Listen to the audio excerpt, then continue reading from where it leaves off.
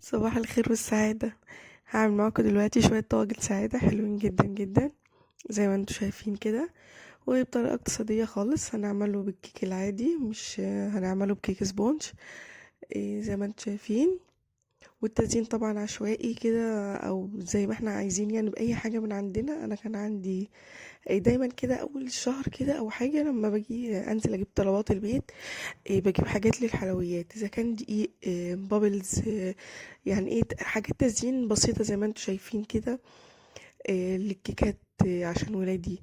آه، فيلا بقى نشوف مع بعض هنعمله ازاي. وده كان طاجن السعادة بتوعنا النهاردة. طعمهم خطير جدا، وندخل على طول على المقادير. معانا 2 كوب دقيق، وكوب سكر، وكوب لبن، ونص كوب زيت، معلقتين كاكاو، 3 بيضات، كيس فانيليا، كيس بيكنج باودر. كيس البيكنج باودر انا خدت نصه بس.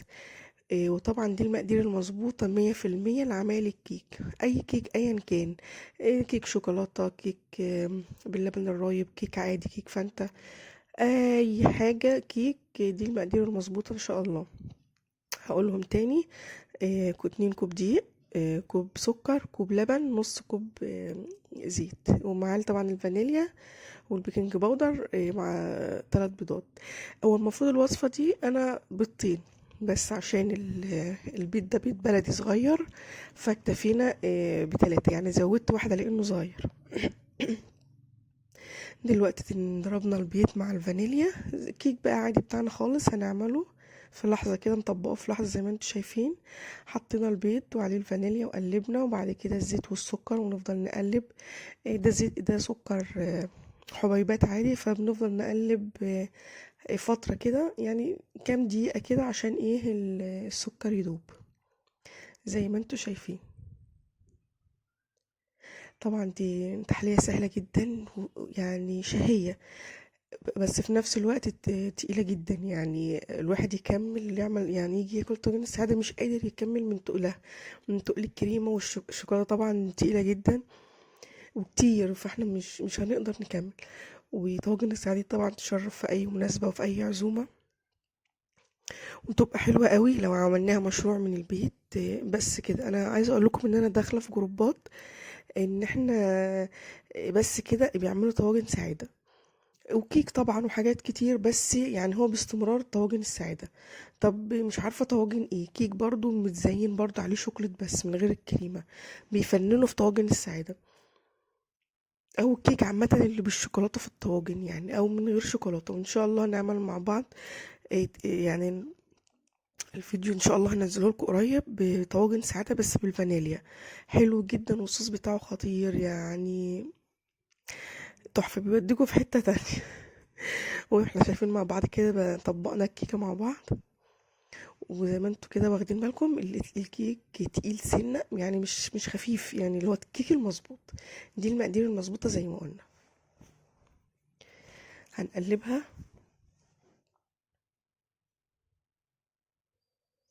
دلوقتي بقى جبنا الطواجن وهننزل بالكيكة على طول. طبعا انا مش هندهنها بزيت ولا اي حاجة، لانها كده كده مش هتلزق. هنحط مكونات الكيك في الطواجن، وطبعا الطاجن هنعمل ربعه، مش هنوصل حتى لنصه، يعني انتوا فاهمين اهو. لانه لما يجي يعني ينفش ويستوي في الفرن، فالطاجن هيعدي نصه. تمام، عشان نعرف نحط الكريمه والشوكولاته. انا دلوقتي بوريكم ان انا حاطه ربع. اللي عايز يكتر طبعا هو حر، اللي هو حابب يعني يكون فيه كيك اكتر يبقى يحط يعني كيك اكتر.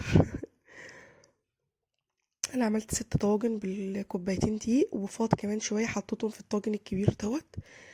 اهو. ودلوقتي طبعا احنا عاملين الفرن على درجه حراره 180.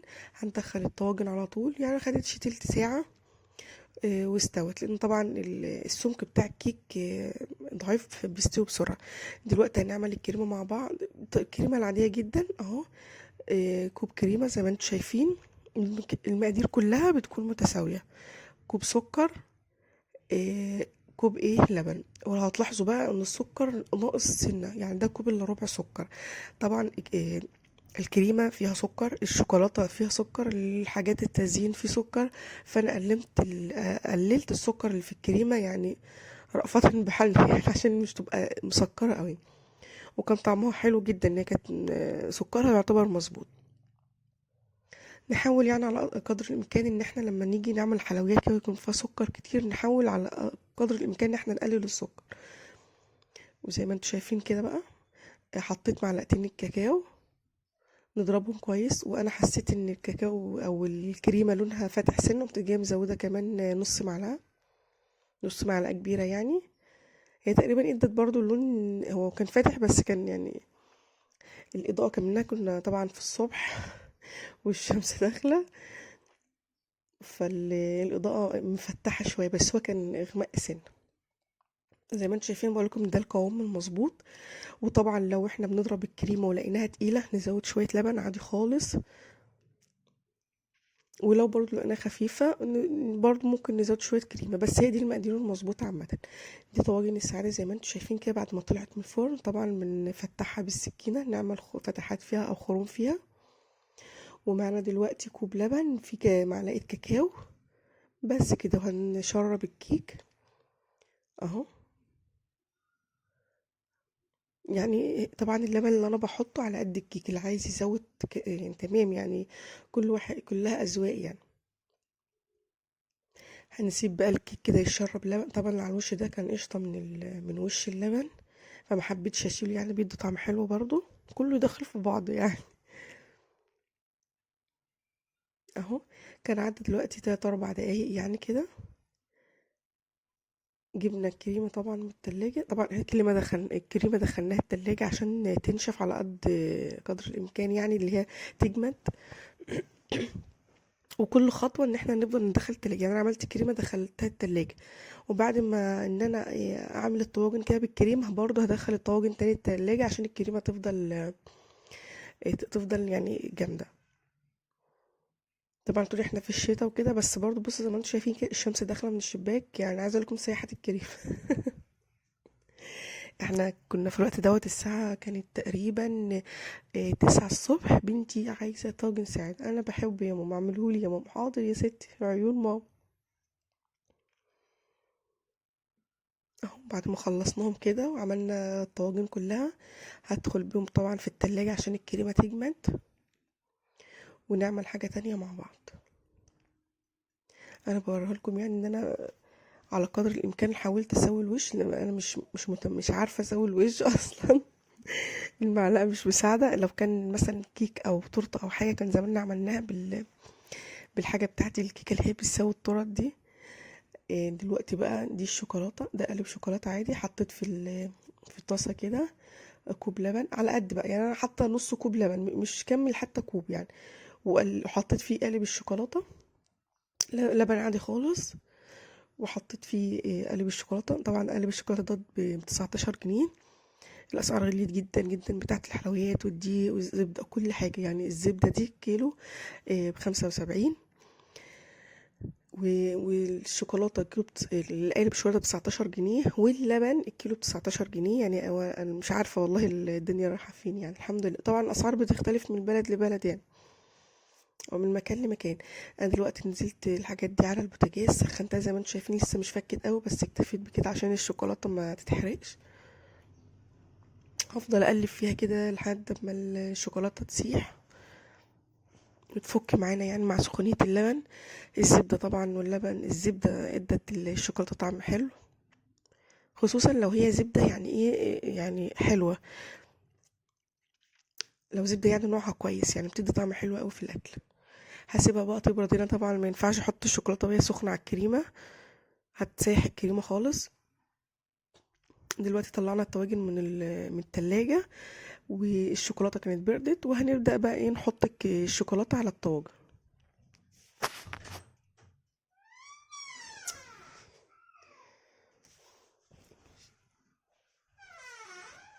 نبدأ نزين كده، نحط الشوكولاته،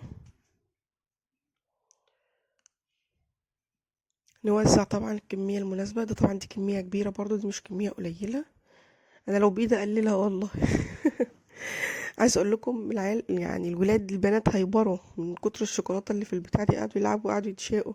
هي فعلا طاجن سعاده على زي ما قال يعني، زي ما طلعوا عليها الاسم يعني. طبعا عشان الشوكولاته بردت والكريمه كانت يعني الساقعه في التلاجة، الشوكولاته والكريمه مش اتمزجوا ببعض، لا دي كانت طبقه لوحدها ودي طبقه لوحدها. عشان كده بنقول ان احنا نحط الكريمه تجمد في التلاجة شويه والشوكولاته نسيبها تبرد. لو حطيناهم سخنين على بعض الشوكولاته كانت هتعمل يعني حفره في الكريمه، ومش كانت هتبقى حلوه يعني. هيدخلوا في بعض، تبقى عامله زي الرخام كده.